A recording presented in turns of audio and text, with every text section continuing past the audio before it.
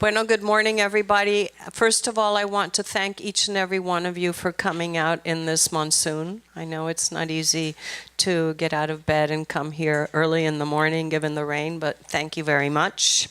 And as you know, you're all here for a panel called Colombia Post-Election Outlook, What's Next? And the question I would ask Michael is, do you think that they're going to do anything so that the next time you come to New York, you don't spend 20 hours at the Bogotá airport, right? So that's a little story that I heard before. Our panelists today are Alberto Bernal, Chief Emerging Markets and Global Strategist, XP Securities. Michael Cullen, who has come here from Bogotá. He's a senior partner at Control Risks. And Joe Kogan, who's the head of Latin American strategy at Scotia. And our moderator is Lisa Schneller, Managing Director of S&P Global Ratings. And this program is brought to you by the generous support of our 2018 Colombia Series sponsor, Inter Oil. And without further ado, I will turn it over to Lisa. Thanks so much, Randy. Thanks to the council. It's always a pleasure to be here, sitting up front and sitting out there. So it's a great venue for conversation. So thanks so much. I think we have a great panel. So we'll get right into it. And I don't know how much it was made clear ahead of time. Initially, the program was going till 10, but it's scheduled to end at 9:30 because there's a rather key game at 10 a.m. So you'll have time to get to your respective locations. So let's get going. So on June 17th, Iván Duque of Centro Democrático gained 54% of the popular vote to take the presidency of Colombia. He assumes office in August for a 4-year term, so and no re-election. There was a change, in the last political reform, so there will not be a re-election, and it's a 4-year term. He beat Gustavo Petro, who came in at about 42% of the vote. And I think it's an important point to highlight. This is the first time you've had a, quote, leftist make it to the second round. And it was overall, I think, it highlights the sense within the pattern within the region in Latin America and potentially globally of push for more anti-establishment, outsider feelings among the electorate, allegations of corruption, voter discontent, all of this led to kind of this question of getting into the second round. And Sergio Fajardo came in just like tenths less than Petro to not make the second round, and kind of with the similar kind of messages. And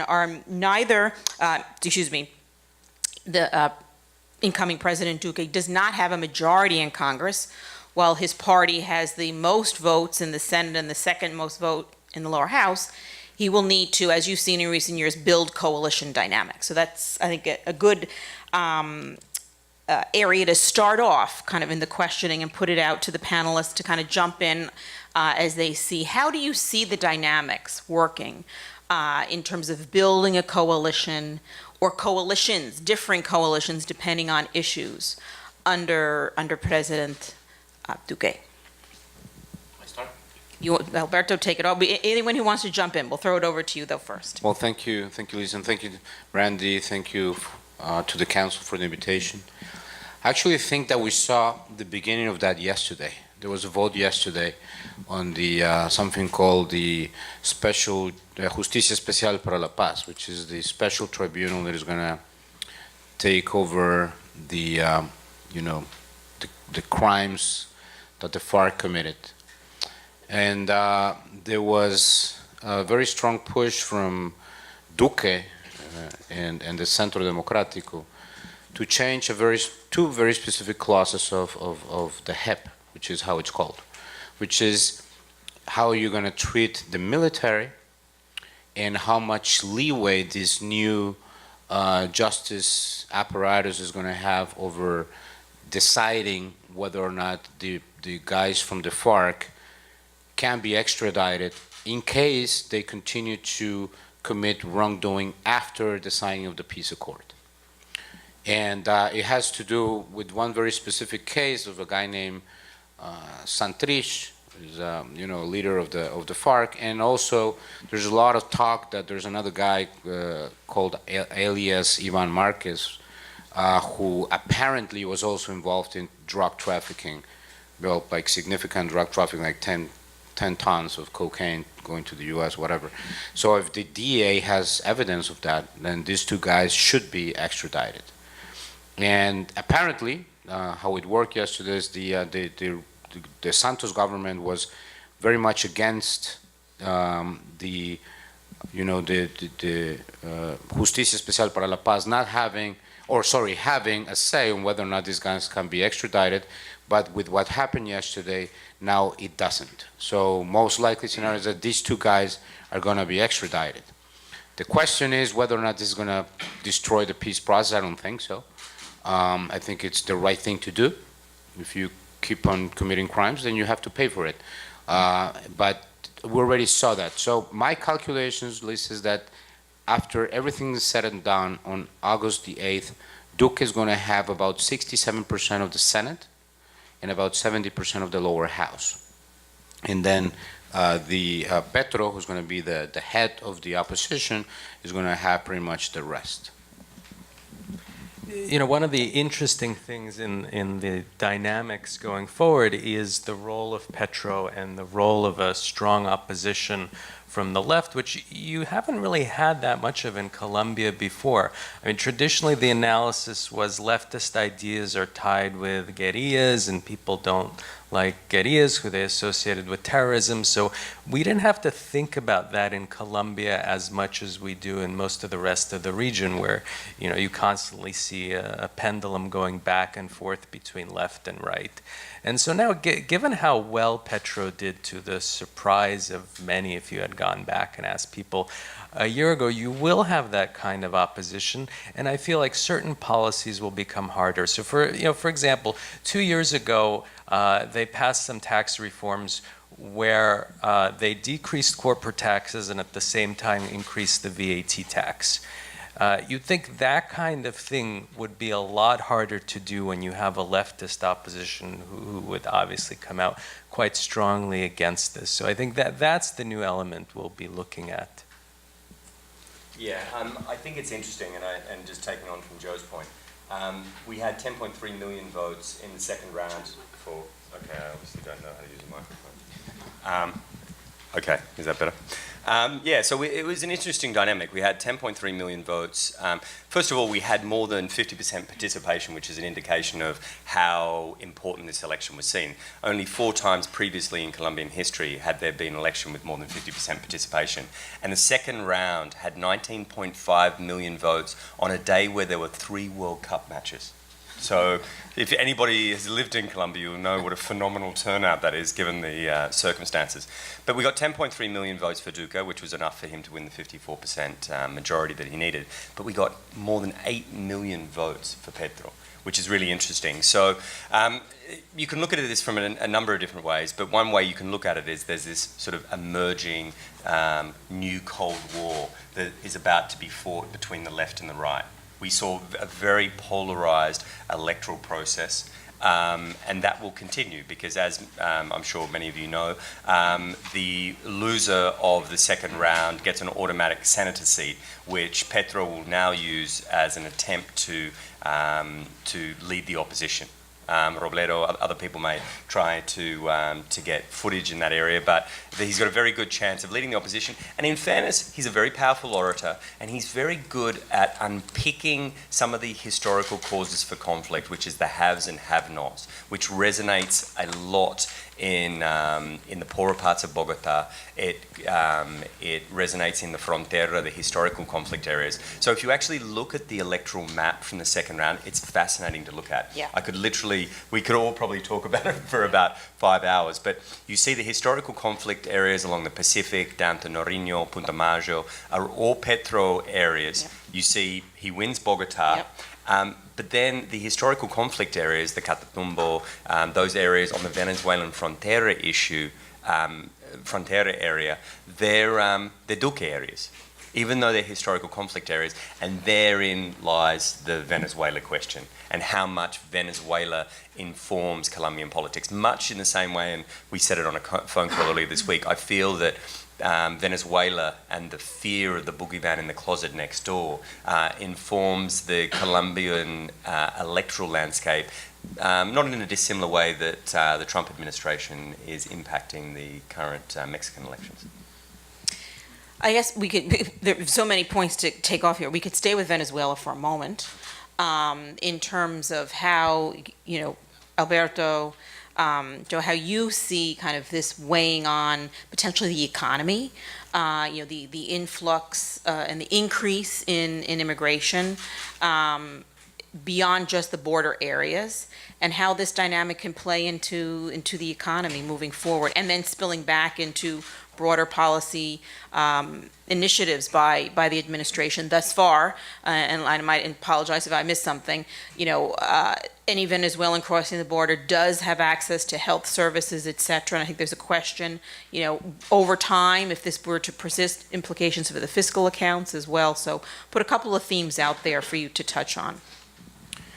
Well, I can tell you from experience that there's a lot of thinking going into this very specific issue from the transition team, because it's a very important question mark. We don't know how long this whole Venezuelan tragedy is going to last. Depends on everything, you know, whatever. It's a multiple equilibrium question, so it's hard to know that. But the way that the Duque administration is looking at it, from my understanding, is that there's a couple of places where you can find some money that you can use for addressing the humanitarian component of the tragedy. There's about $300 million that has been allocated to the 2018 budget that was going to finance the peace operations from the UN in the problem area. So the implementation, and this is, by the way, Lisa, we all need to understand this. The administration that comes in is not an administration that is going to be very fond of what happened in the prior administration in terms of the peace agreement. Right. That'll be another topic that we'll. So there will be decisions to take some of the money that has been allocated for other reasons that the administration will see as priority at this point in time. And the Venezuelan issue is definitely a priority over giving radio stations to the FARC or addressing this or this issue for that was included into the agreement. So I do think that there's money to be used for the specifics of the tragedy right now and try to address it. Now, since I'm an optimist, what's happening in Venezuela from a growth accounting standpoint is actually going to be very positive for Colombia in 5-10 years time, because Colombians have mostly opened their arms to the Venezuelans that have come into, especially Bogotá and Medellin. You know, they have addressed and they have accepted this new immigration, and these people are going in to make a living and start new businesses and stuff like that. So it's quite amazing. You know, in Miami, there's something called a neighborhood called Doral, and they call it Dorazuela. And in Bogotá, there's a neighborhood in which I actually grew up. It's called Cedritos, and it's no longer called Cedritos. It's called Cedrozuela, because there's so many Venezuelans living there, and they came with some of whatever they were able to take and bring it back. And nobody knows the exact numbers, but this, from a growth accounting standpoint, this is going to be positive. And so you see a positive from labor force dynamic point of view? From the labor force dynamic and new business generation and stuff like that. And because these people are, by the way, if something will make you not be a socialist, is to live in Venezuela. So once you leave Venezuela, you become Milton Friedman. So everybody that moves from Venezuela to Colombia literally has this mentality of, you know, free capitalism and stuff like that. So that is, in my view, going to prove at some point. But in the short-term issue, on the fiscal accounts, there's some money there.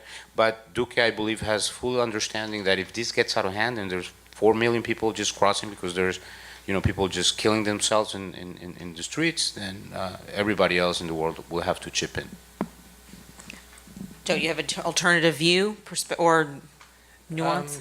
Yeah, so I think my reading of immigration in other places is that at the beginning people are very receptive to immigration and are happy to be supportive. As the amount of immigration increases, and I'm an immigrant to the U.S., so I guess I see it as an unfortunate thing, but as the amount of immigration increases, people's tolerance for this fiscal burden tends to decrease.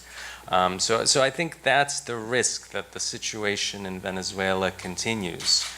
Venezuela is affecting Colombia in all kinds of other ways and has been for a while. So as an example, Venezuelan exports didn't increase at all when the currency depreciated 4 years ago. And one of the reasons commonly cited is the industry had been oriented towards Venezuela and Ecuador, which are the countries that hadn't done well. You see it also in politics, and Alberto, you hinted at this, that, I found it amazing how they used Venezuela against Petro. I mean, it's obvious that we may not know what Petro wanted, but surely he doesn't want to make Colombia into Venezuela, right? Because he must have seen the results, but yet that was the attack, and some people seem to believe it. And so I think, those kinds of effects can last for a while. I think it's a really interesting issue, and it's an absolutely critical one for the next 4 years. But I think the immigration issue and everything that's taken place in Venezuela and is currently taking place with Maduro and the current administration plays into the hands in this. If I further sort of pursue that discussion of this new Cold War between left and right in Colombia, it very much plays into the hands of Duque and Alvaro Uribe, because it's the sort of living case study of what can go wrong. And they can always cast aspersions about Duque's intentions, and maybe oil and gas might be important rather than sort of avocados, as he may have suggested in one of the debates. But I think just pursuing another issue is our position is definitely that Venezuela is not changing in a hurry. All the major institutions in Venezuela have been undermined, and it's going to be more of the same for the short to medium term. As much as it's hard for the Venezuelan diaspora to discuss that topic, because it's an incredibly emotive topic for them, there will be more of the same. And those historical safety valves, such as the military, in Venezuelan society have been undermined, their credibility, their ability to act independently through a whole range of different clever tactics that the Venezuelan administration, Chavez before Maduro, actually acquired, I think, a lot of that sort of intellectual property from the island to the north of them, where they received doctors. They received a whole bunch of humanitarian support from Cuba, but they also received a lot of really powerful ideology and understanding of how you keep power for a prolonged period of time. So it wasn't just about providing doctors into the comunas. The other thing that the Chavistas got from Cuba was an understanding from the Castro brothers on how you maintain power for a prolonged period of time. And so we don't see that issue changing, and in terms of its impact on Colombia, at least from a geopolitical point of view, that will very much play into the hands of the Duque administration and associated right-wing parties. Thank you. And so shifting gears a little bit, let's go back to the peace process. If we want to speak overall, your views on where there is space to adjust the implementation of the peace accords. I think there's a question from our point of view at S&P. Implementation, in essence, could be slowed around the edges, and Alberto, you alluded to that. But how does that jive with the fact that there is a ruling by the highest court in Colombia that the accord is here to stay for at least several administrations? So where is there space? How do you see? You gave one example, but other areas where, to the degree there will be backtracking, your view on negotiations with the ELN, I presume, and not moving forward, but put that out there. How do you see the dynamic? And do you see this playing into how do you see this playing into the level of insecurity in Colombia over the next couple of years? It's a great question, Lisa. Let me start by saying the following. I think that and it's quite amazing. The peace process is 10 times more popular outside of Colombia than in Colombia. And that's we need to ask ourselves, why is that the case? Because from outside we look at it and say, oh, nice, everybody is hugging each other, everybody likes each other now. This is great. This is going to be great for the economy. Well, actually, not everybody thought at the beginning that this was going to be good for the economy. I actually don't think that there's a peace dividend. I don't think that exists. I don't think that you can prove it econometrically. I think that and actually it happened to me in a meeting in Boston, very nice portfolio manager who I've known for a very long time. He told me, he said, Alberto, I know that you're very close to Minister Cardenas. This is about 3 years ago. He said, you know what, if you want to tell him, fine. If you don't, that's fine as well. But could you please tell him at some point not to send me these people from the National Planning Agency to tell me that once Colombia signs a peace agreement with the FARC, the economy is going to start growing at 7%. Please do not send me these guys, and do not show me a model based on African conflicts, because it's not the same thing. The reality is that the conflict of Colombia was focused on about 8% of Colombia's GDP. So if you want to really have a huge impact on the economy, you need to grow that 8% at 100%. And that's not going to happen. So that's the simple reality. So the peace dividend, at best, it's really small. And at some point, and at the beginning of the implementation, because taxes had to go up to pay for the cost of this, it was actually growth negative. And those of us that argued about that, we were not very popular, but I think it was the right thing to do. Because you shouldn't be selling, beautiful stories when those stories are not going there. So everybody's in line with Colombia having to become a peaceful country, but this was not going to be a panacea, and it should have never been sold like that. And that's the reason why I think the Colombians do not elected Duque, and most international observers would say, I don't understand why Duque was elected when he was clearly against, from the beginning, against the peace process. What do you think is going to happen? Constitutionally, you can't take this away. It's as simple as that. And Duque is a very smart guy. Those of you who have met him know that. Those of you who have not met him, trust me, this is one of the smartest persons I've ever met. He's an extremely bright guy. He knows that there's things that you should do and things that you can't do. So whatever your reservations, this is an agreement that is based on the Constitution, so you need to follow that. You can try to change the things that you don't like on a democratic way, like it was done yesterday in Congress, and I expect the administration to continue to do that. Focusing on what? On trying to reduce some of the loopholes that exist for impunity for the highest level of the FARC. Not the people that were fighting, not the kids, not the so-called guerrillerada. No, we need to get these guys, these kids, these people back into the economy, become worthy citizens if you want to move the country. Now, the 20 or the 30 people that were up there, you better shut up and don't go out and say all the things that you say in the press, because Colombians are not going to take it anymore. And that's the reason why they voted for Duque. And I expect the Centro Democrático and Duque to be very strong on that front. So I do think that that's going to be an issue.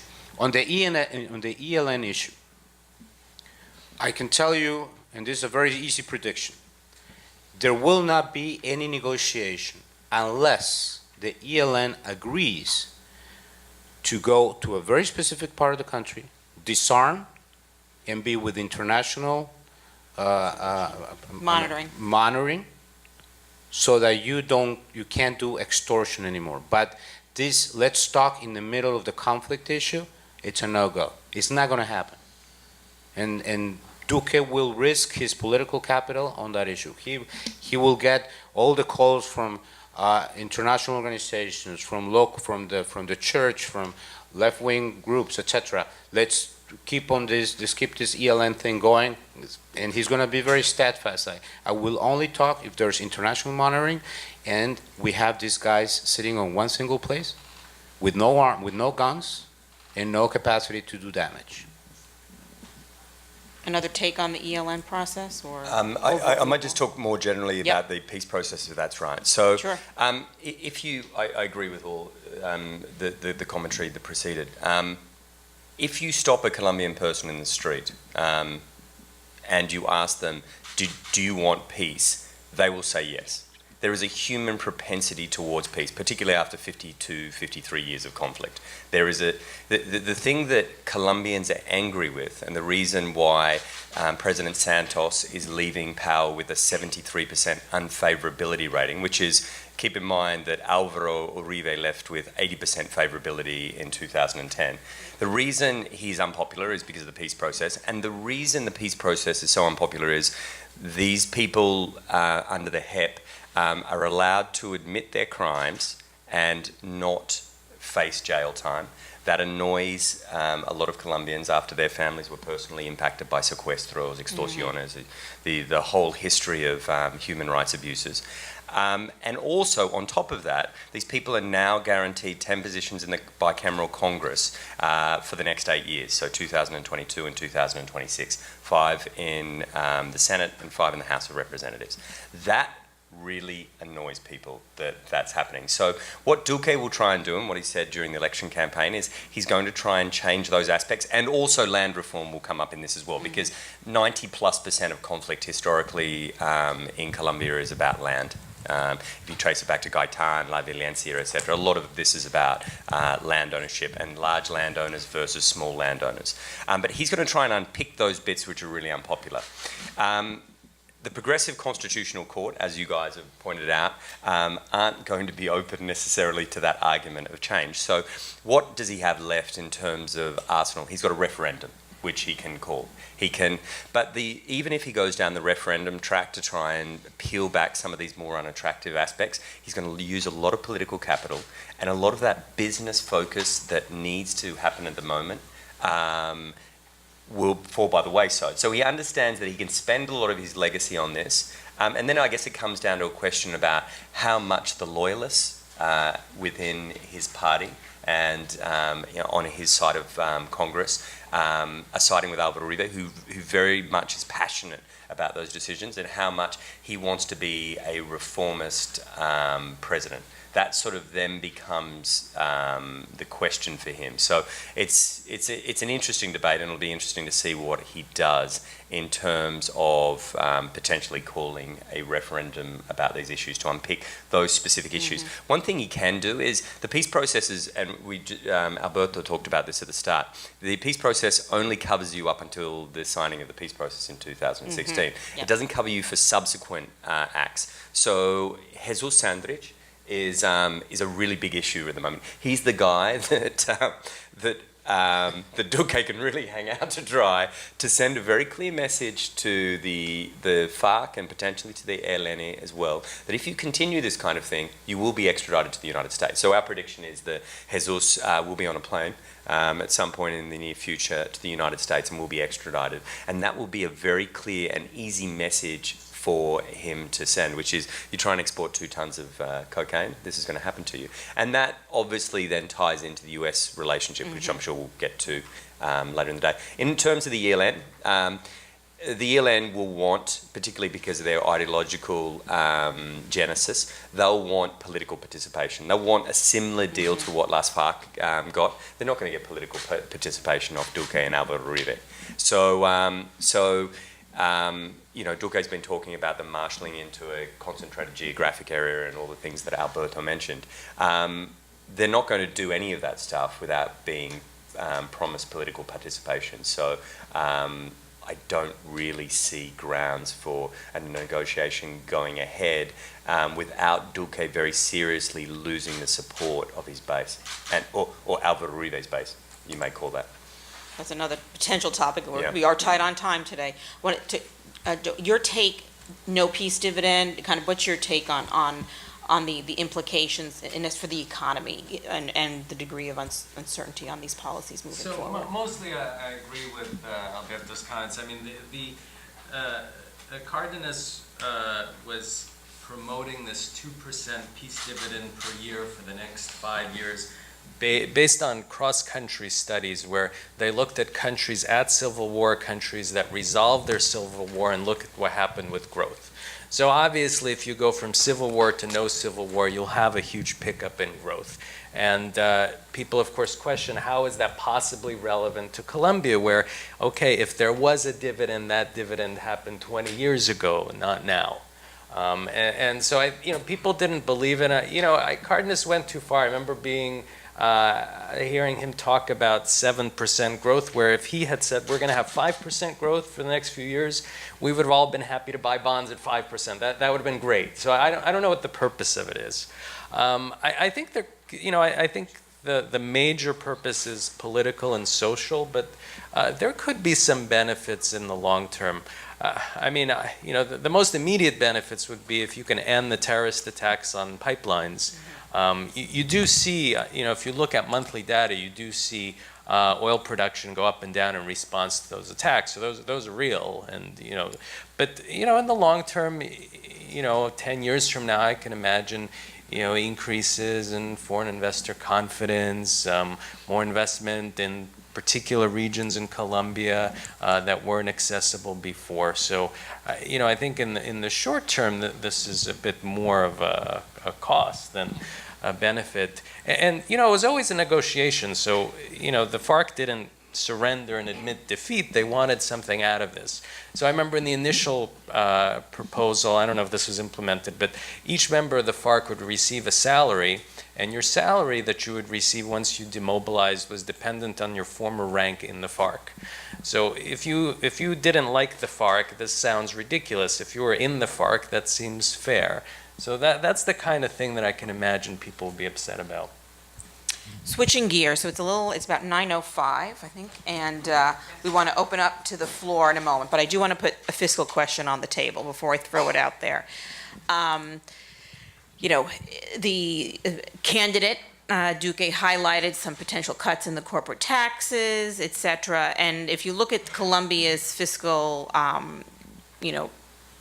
outlook, we believe that it's not the easiest in the sense of complying with the fiscal rule that has often gone through iterations of change, with targets being updated every year, and so I think there's a question in the market of stability of that rule under whomever was going to win. How do you see the outlook for the fiscal trajectory? Keeping in mind that the rule was already, you've had some adjustments in the targets for next year already. The campaign promises, and then I would throw in, they're in the middle of kind of a more volatile global climate, where Colombia has, the current account deficit has declined, but it's still higher than it was, and external debt has risen significantly for the country, not just the sovereign, and so the question of vulnerabilities there as all of this plays together moving forward. Maybe I can start and explain how the fiscal rule works for those that don't follow from the technical perspective. So the purpose of the fiscal rule is to smooth out adjustments in expenditures. So you have a certain deficit target that you make in advance, but then it turns out that oil prices are a little lower this year than you expected. And so you say that's okay, that's just a temporary factor. And so for this temporary or cyclical factor, I'm going to run deficits that are a little higher this year. Why is that okay? Well, because chances are, okay, this year oil prices were a little lower, next year they'll be a little higher, so I'll run a lower deficit next year and it'll all average out to my structural target over time. That was the idea theoretically. But what's happened is quite different in that oil prices fell so much more than anyone expected that the government didn't know how to deal with it. And there was just no way they could meet structural targets.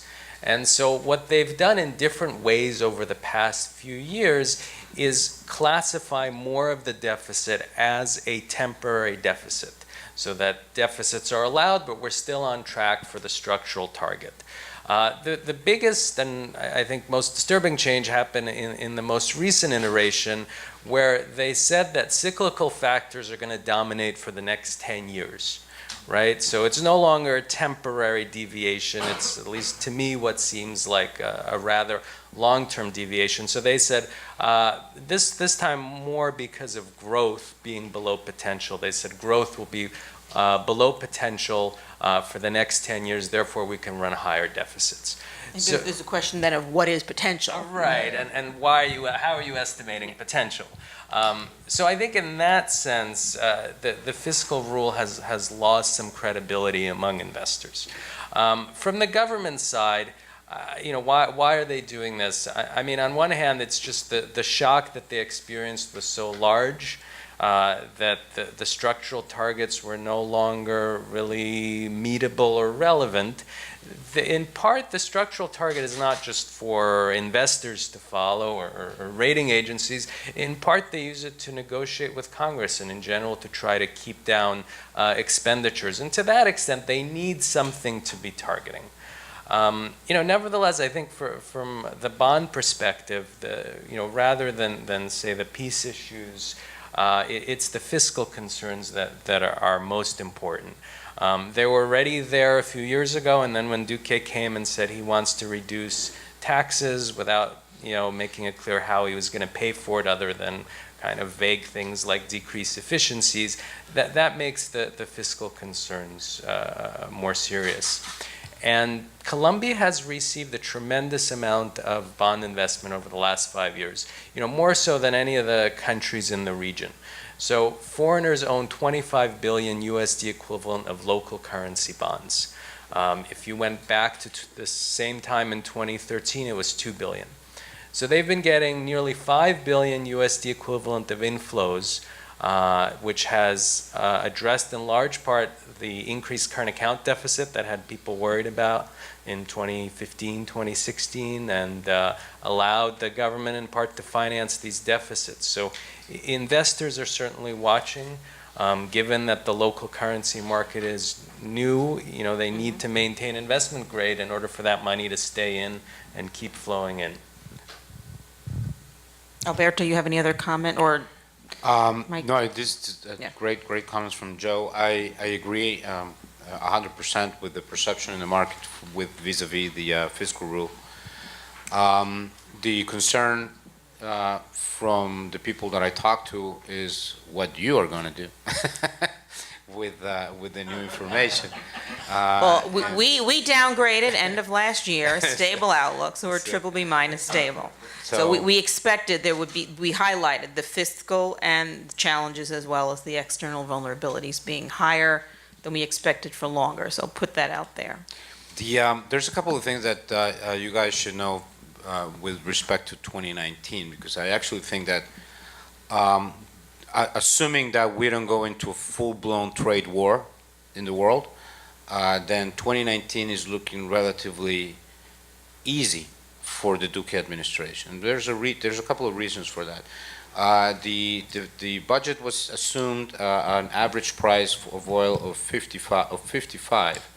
And if things continue to be like this, and we end up the year with 72, 75 on Brent, which is the relevant one for Colombia, on average, that's about 0.5% of GDP.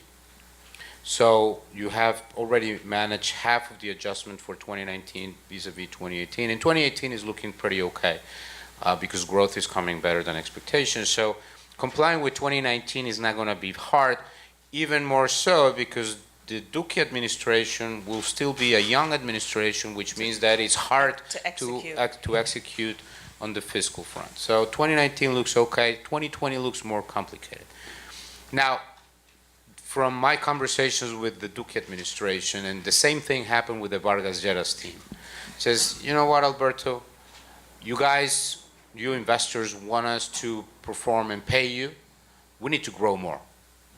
So there's a very clear supply side type of thinking from the Duque administration and from the Vargas Lleras administration, based on the fact that corporations in Colombia still pay a lot of taxes, too much compared to Peru or Chile, or let's not even talk about New Zealand. So it's just very, very complicated to compete under that environment.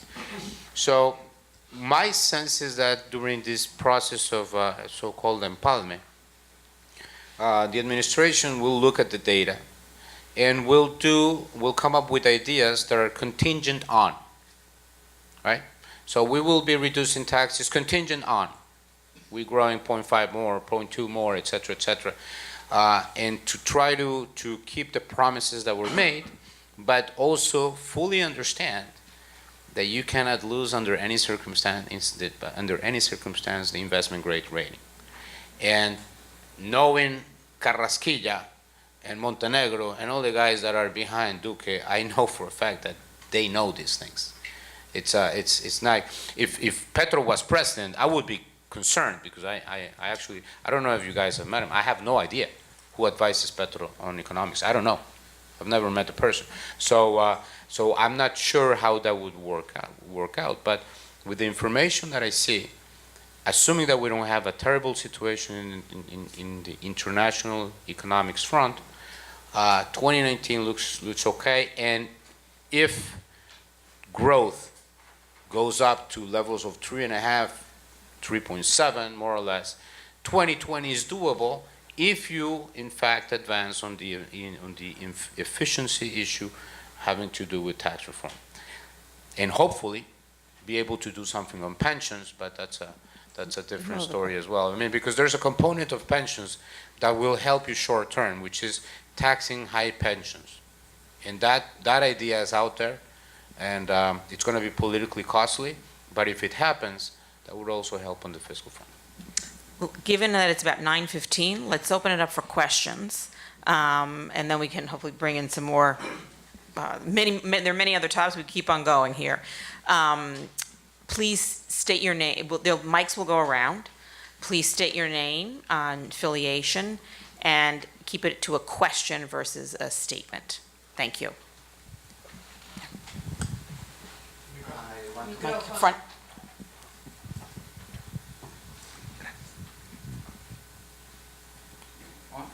On? Yeah. Yep. Thank you very much. I want to address this question to whoever of the economists wants us to take it regarding the fiscal accounts.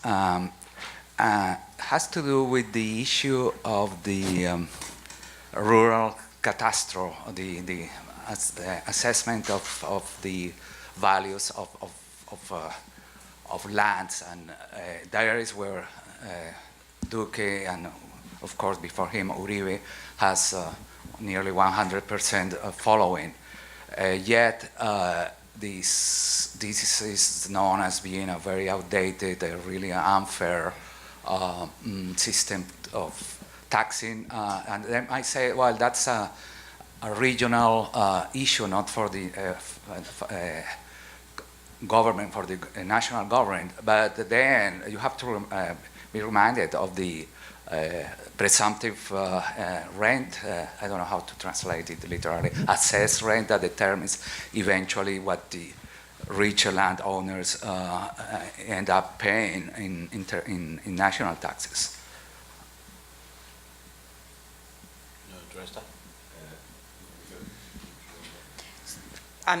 So you're talking. I'm not fully clear of the question. In the sense of the revenue that comes from the landowners, yeah, or correct. I don't know what share of tax rather revenue. than there is always the potential for going 20s. By that I mean what they did in Greece, of increasing the value-added tax to the 20s region, and but that's not a. I think there's a. I think to rather than tackling the black holes of the Colombian tax systems that is very unfair, and even though the talk of the town is that the corporations pay a lot as compared with the other countries, and that maybe And they don't emphasize that. Yeah. The rich men should be Yeah. taxed, I think but that not the corporations My they take, own. this would be a question more for local governments, which generally, those are the government, that local government level, who they tax property taxes. So I think that's But where. there is a national, Yeah. it's the So- cadastro. The cadastro is the issue, So- which is a national entity, el Instituto. so- Maybe you Yeah. can address. Actually, it's a good question, and it's one of the main differences in between the Petro campaign and the Duque campaign. And I don't think that Duque is against, modernizing El Catastro. I think that's actually going to happen. It has to happen because it's completely outdated. You need to, and that's why the Santos administration was trying to do this rural census to try to figure out what the hell is there and who owns what. And I mean, let's face it, this is a third world country, so it's difficult to get data on exactly who owns what and who doesn't own what. You don't know how much land the FARC owns, you don't know how much land the ELN, you don't know how much land the paramilitaries own. So you need to advance into these issues. But it brings it to one of the key differences, and this is one of the reasons why I actually think that Duque won. Because Petro made a huge mistake in a radio station, in one of the most heard programs in the country. And he actually said the following, and I quote, says, if the large landowner is not producing on the land, and he wants to keep that land, I'm going to place the level of taxes so high that I'm going to force that person to sell to the government at very diminished price, a very diminished price. In English, that means expropriation, right? And he continued to say, no, this is not expropriation, this is not expropriation, this is not. But locals said, you know what? What's a large piece of land? Is it 100 hectares? Is it 10 hectares? Is it 1,000 hectares? Nobody knows. It's very dependent on the mindset of the person that was going to decide on these issues. And that's why the Uribe theme of be careful with Mr. Petro, because Mr. Petro is like Maduro, is like Venezuela, and you show that you're going to get very large taxes because you think that this person is not utilizing land the way that it should be, and then you have a problem. Because a case can be made, for example, on cattle. I mean, if you need 1 hectare for 1 cattle, perhaps if you were doing grains, it would be better used. But is that land really not productive? It's a big question mark.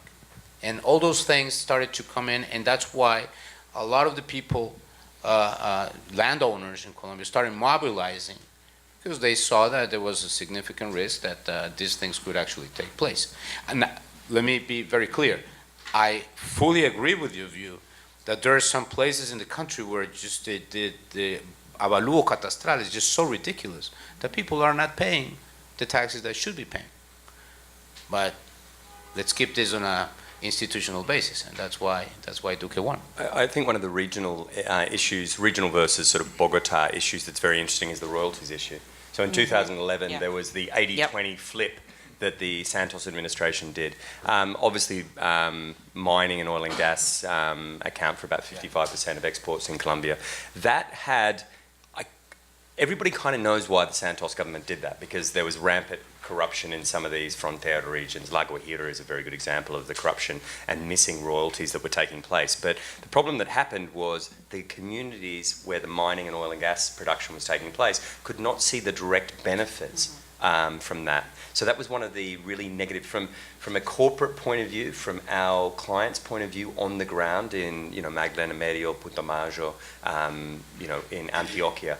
One of the really negative outcomes was the local community could not see the direct benefits of extractive operations in their areas. So I think, along with the consultation issue, which is obviously a big one in the mining field, and we saw with La Colosa in Tolima, the impact of that. I think that's going to be a really important one for Duque to address in terms of this dichotomy between regional politics and regional well-being as opposed to centralization through Bogotá. Another question in the front row. Thank you. Thank you for your interventions. My name is Ana Blanco. I work for the GSMA. Nobody knows the GSMA, but it's a global industry association in the mobile technology space. So what I heard from you today, the feeling I get after hearing you speaking is a positive outlook. We have good economic advisors, a solid progressive constitutional court that can uphold the institutionality, etc. However, when I go down there, when I talk to the people, the feeling is not as positive. It's more of a divided society, completely polarized, unhappy because the incoming government has the margins, like you described at the beginning, were very tight. The votes were very tight. The feeling that it was one region, Antioquia, who at the end of the day put the president out there with the backing of Uribe, with the majority in Congress, and the potential social, political, and economical risks of a divided society. The conflict is not over. We have the ELN, we have the problems with the HEP, etc., etc. So I'm having this dichotomy, hearing you guys speaking. Maybe I assume you are not Colombians, the two of you. Maybe that gives you a different perspective. So how can I reconcile these, what I heard today, very positive, okay, I can be assured no disasters coming, versus what I hear from people down there? Yeah, I mean, you know, I found in general that people locally tend to get much more worried about politics than foreign investors. So, you know, the volatility of business confidence in response to political developments in the region tends to be very high. You know, movements in foreign exchange rates tend to be much higher than movements in you know, global bonds. In part, I think because foreigners kind of see it as, you know, countries go through transitions and move back and forth, whereas locals see it more as, you know, this is the first time this has happened to us. You know, we are generally positive on Colombia. I mean, I mentioned the fiscal risk. That's because my job as a credit analyst is to find risks. But in general, we are positive and we see a lot of potential. Nevertheless, I think the issues raised in the last election are real issues they have to deal with. So say the land issue, right? I mean, the solution that was proposed is not a good solution. However, the feeling of inequality is there and you know, should be addressed in some way. Similarly, you know, Petro made some comments about dependence on oil and how he wants to stop investing in oil exploration. So from a foreign investor perspective, that is terrible because, you know, it's so, you need it to maintain the FX, you need it to for fiscal balance. But on the other hand, you know, when I would go talk to the central banks in South America, kind of at the bottom of the commodity cycle of 2015, 2016, they would actually say the same thing, which is they had noticed how dependent their countries are on a few resources, and we're also talking about diversifying to agriculture, which is kind of what Petro is getting at. Yeah, I just to follow on from those points, which I think are very good. It's it's interesting because I think Duque is a very good news story for business in Colombia. He was much better than the alternative.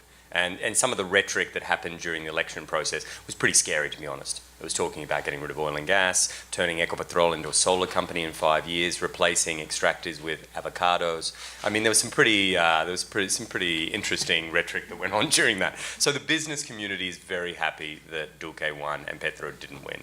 Having said that, and going on from Joe's comments, is those underlying issues that Petro was able to tap, I mean, they're still there. And they've been there forever. They've been there since the conquistadores, and they're going to continue to be there. And inequality, I think, maybe with the exception of Honduras in the hemisphere, in Colombia is the worst.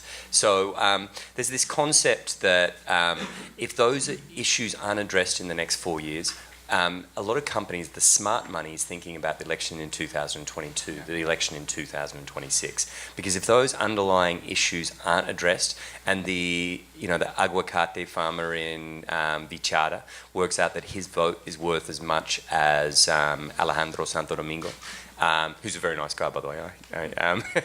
But just the fact that democracy works that way, and now that La Máquina has broken down, sort of Herman proved that it doesn't have the power it does anymore, and that person can't be bought off with, tinned seafood, tinned tuna up in La Costa. Now that's broken down, it has opened this sort of very complicated future for Colombia. And I think Colombians appreciate that because they know they've lived through a series of different conflicts. My wife is Caleña. She lived through the Cali cartel in Cali, and the family suffered as a result of that. Colombians understand. But the one good thing I would say is one of the leading textbooks on Colombia is entitled Colombia, a Nation in Spite of Itself.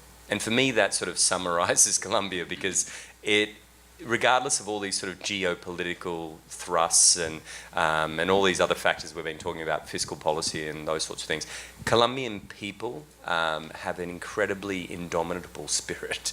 They're incredibly positive overall. They're happy people. They always get voted in sort of the top lists of the happiest people in the world. Particularly if they win today in this football game, they'll be incredibly happy. We're at a half hour. But there's this indomitable spirit. So I gave a presentation with Ocampo, who's a professor up at Columbia, a couple of years ago, and somebody said, "What's the peace dividend worth?" Because that was the question at the time. Everybody's trying to put all these bankers are in the audience trying to put these numbers into their algorithmic formulas to try and work out how much it was worth. And he put up a map from one of his multiple books on Colombian economy, and it showed. He said, "See that spike in the economy there? That's when Escobar was fighting extradition. See that other spike? That's when FARC soldiers were around about 18,000, armed troops." It's kind of, Colombia just keeps on keeping on, and I think that's largely attributable to the character of the Colombian spirit. I think that's a perfect way to end. Given that it is 9:30, we're ending earlier today, so any of those can get to the game. But I think we had a really rich discussion.